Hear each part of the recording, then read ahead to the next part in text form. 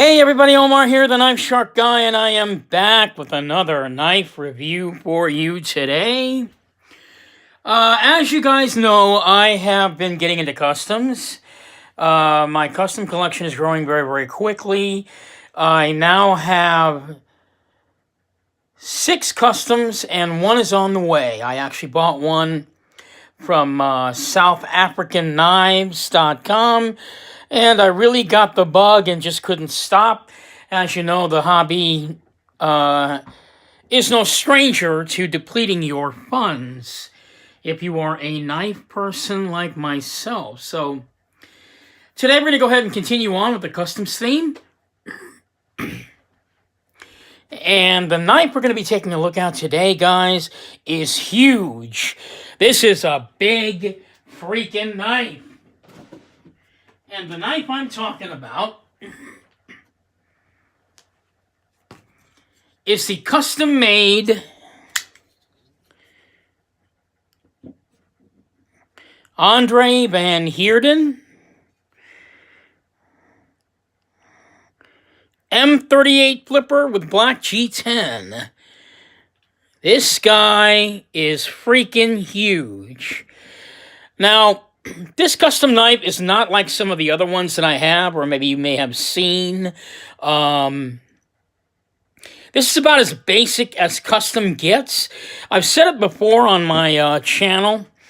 When it comes to knife quality, once you get past the $240 mark, certain things are already automatically present on a knife, and that would be the fit, the finish, the quality, the action. Those are the basics of what make a really, really great folder, and they're already present on a knife over $240. I mean, it is top notch. That's not to say that other knives below $240 are not that great, but once you reach the $240 mark, you no longer question the quality of the knife. Certain things are no longer happening, or they're starting to disappear a little bit, in my own opinion. This is just my own opinion. Things like centering, action, blade play doesn't exist on knives that are usually over $240. At least I have not experienced that. There's a little bit more extra attention paid, I'm assuming, to that. And we tend to think of that as the beginnings of a really good folder. So let's take a look at this knife here. So this is a custom folder made by Andre Van Heerden. He's a South African knife maker. As you can see, this is a custom knife, but if you were to just look at it, it would just look like a knife, because there's nothing particularly special about it. You know, there's no Damascus pocket clip on it. There's no like blue carbon fiber twill. There's no real bling to it. It's just a really great knife overall. If you're not really into big knives, you're probably not going to like this. And to be honest with you, I'm not really into big knives either. In fact, I'm very uncomfortable with any knives over 3.5 inches, and this guy is gigantic. This is basically a pocket sword. This guy, the blade length on this, let's go ahead and get that out of the way. So the blade length on this knife is 4.2 inches. The total length of the knife is 9.25. The blade height at the heel is 1.20 inches. The blade thickness is 0.10 near the bolster, and at the midpoint it's 10 inches. Blade thickness near the tip is 0.03 inches. The item has a weight of 5.0, and the steel on it is M390, probably one of the greatest super steels around. It's considered a true super steel. And it has 3D carved black G10. Now, this knife is not a production knife. It's a custom piece, which basically means that Andre van Heerden created this knife with his hands. I don't know if he actually created the entire knife by hand. Keep in mind that a true custom knife is a knife made by one guy in one shop, usually by hand, and it's considered one of a kind. This knife, as far as I understand it, is not really one of a kind, but it is made by one guy. We have to keep that in mind. The knife is made by one guy, Andre van Heerden. As far as I understand it, he's done a knife like this in titanium. He's done one in Damascus. So there are other variations of this knife. This is the basic M38 flipper, and it is a workhorse. This knife is actually being compared to, I don't know if any of you guys are familiar with Russian knives or Russian mid-techs, but this knife is actually being compared to a Shurgurov, the Russian-made knife Shurgurov. And I tell you guys, the action on this knife is just ridiculous.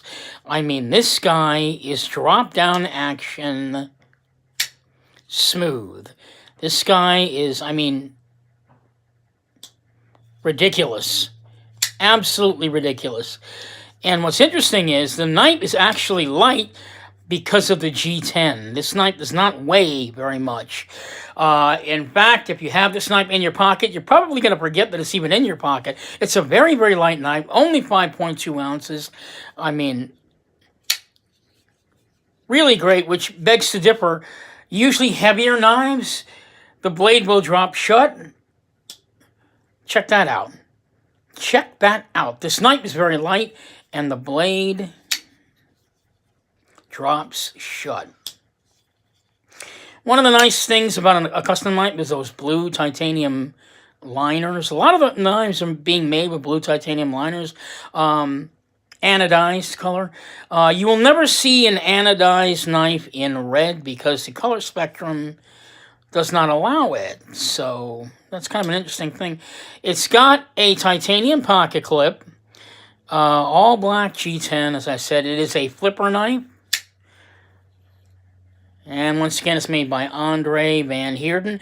The blade style is worn clip style blade, so it's perfect for chopping and whatever else you might need it to do. Just absolutely fantastic. So why don't we go ahead and do some size comparisons? Because I keep saying that the knife is big, but you guys really don't have any idea unless I put it up against some other knives. So let's put it up against Omar's same old knives week after week, because I don't have any production folders anymore. I got rid of them. But I do have two. As you guys know, you can probably guess. Let me guess. Omar's going to bring out the Spyderco Swish Bowie, and you got it. There you go. Spyderco Swish Bowie. I have some news for you guys, though. I'm going to be doing another special video on this knife and the ZT-0900. I'm going to be getting both these knives anodized. Something really wild and wacky. I'm not going to say what it is. I'll just make it nice, big, nice surprise. So, really can't wait to do that. And I also have another special video coming next week, because I had something done to my Nimzon. I can't wait for you guys to see that. So there it is up against the Spyderco Swish Bowie. And let's put it up against the ZT discontinued 0900. Alright. How about a bigger knife? Let's put it up against the Sebenza 25. I don't bring that knife out enough. So there it is, Sebenza 25. I mean, you put those two knives up against each other. Look at the freaking size of that thing, man.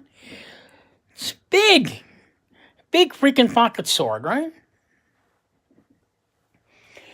And finally, everybody's favorite and most famous, Sebenza 21.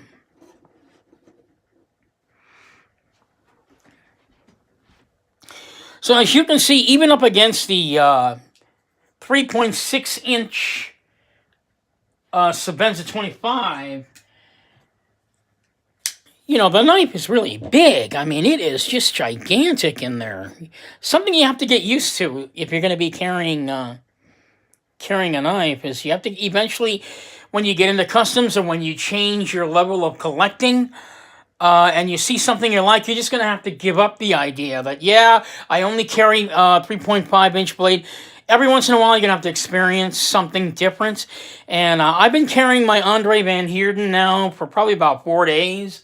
And it doesn't bother me at all anymore that the knife is this big. I just had to realize that there is a purpose to having knives this size. Gosh, the action on this is ridiculous. You know, I mean, I watched Cobra Kai on YouTube last week, flipping this thing all throughout the freaking show, man. I mean, god damn it, that is just crazy. The way that thing falls shut, are you kidding me? So the price of this knife, I got it at a really great deal. The price of this knife is $650, so keep that in mind if you're going to be considering maybe getting one of these or getting something in there. A really good custom knife. Like I said, the $240 price point range is where the questioning of the consistency of a knife is gone, pretty much. And then the higher price point you go, the more items are on the knife that make it more custom. Does it have blue carbon fiber twill? Does it have Ambonia wood burl inlays in it? Does it have a Timascus steel blade on it? Does it have a glow in the dark back spacer? Right? Does it have one of those like it does on my John Arnold knife? So all these things, they come into question when you start getting into customs. So after the $240 price point, everything else is just pretty much bling, in my opinion. And again, I say it's just my opinion. But every knife that I've actually experienced that's over $240, I haven't experienced any blade play. I haven't experienced none of that. I mean, for example, on my ZT-0900, which happens to be $240 when I bought it, I mean, this guy is as close to custom as I'd ever gotten at that point. And yeah, the quality of the actual tool is top-notch. So everything else after that price point is bling. You know, whatever else is on the knife, whatever comes with the knife. The action, and the action on this knife, by the way, is IKBS, which is the Icoma-Korth ball bearing system, as opposed to KBT, where the ball bearings are encased, usually in a round circular disc of some type. Usually the disc, I believe, is made of Teflon or even plastic in some cases, which allow the knife to give it that roll action that you're looking for.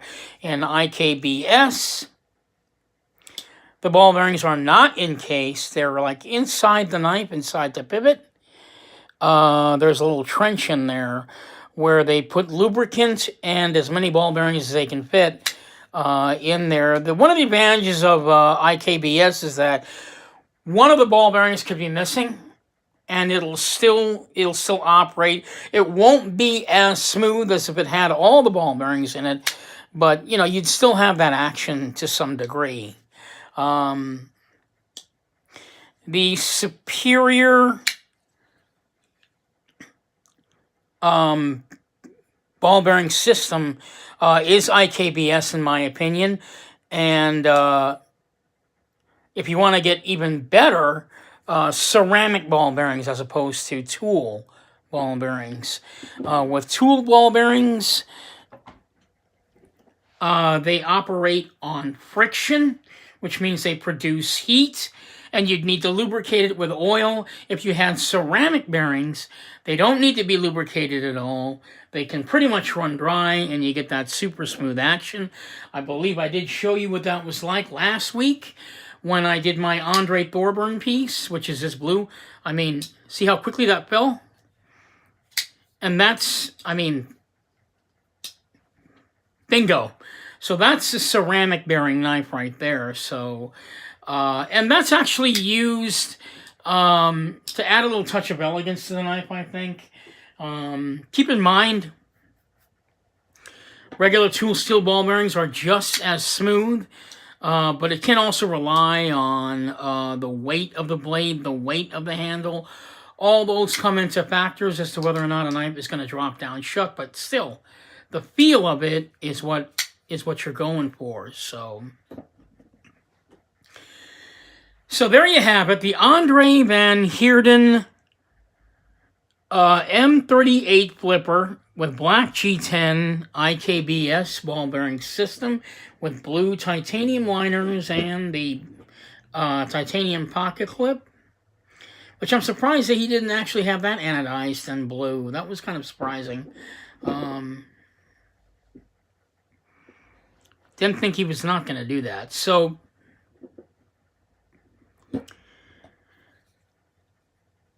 there you have it, Andre Van Heerden M38 flipper. Huge, gigantic piece. If any of you guys are looking to get custom knives, I'd like to suggest a couple of sites. One of them is South African Knives. That's one where you can get one. That's the one where I bought my latest custom. And I'll be doing that video when I get that knife. It's coming soon. In fact, it's on the way here. And the other side, of course, is Blade Gallery. BladeGallery.com. They've got some really fantastic, that would be this right here, Blade Gallery. They've got probably the largest group of custom knives you'll ever see. Excuse me. I wanted to warn you, though, if you're going to go shopping on that website, you better have an empty credit card because those knives are incredibly expensive. The average knife on that website that's considered a really good price would be right around $550. So you're looking at anywhere between $550 to... I've seen some on that site that are $20,000 for one knife. If I've seen that. But yeah, Blade Gallery is where you want to go. Daniel O'Malley is the president of Blade Gallery and the president of thebladegallery.com. This is an actual store here in Washington, in Kirkland, which is where I got my knife.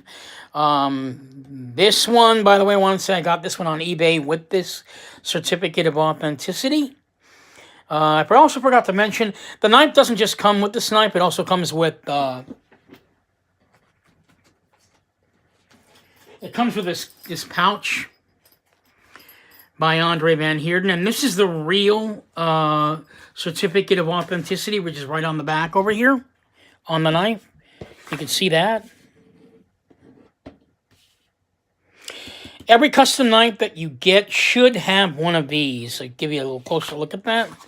It's a certificate of authenticity signed by, with either a signature of the knife maker, or it gives you the date and the scales it's got, the model number, and the blade steel.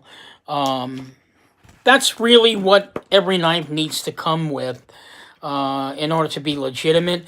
It's probably one of the reasons why I kind of steer people away from buying knives on eBay unless you know your customs. I wouldn't be going on eBay doing that.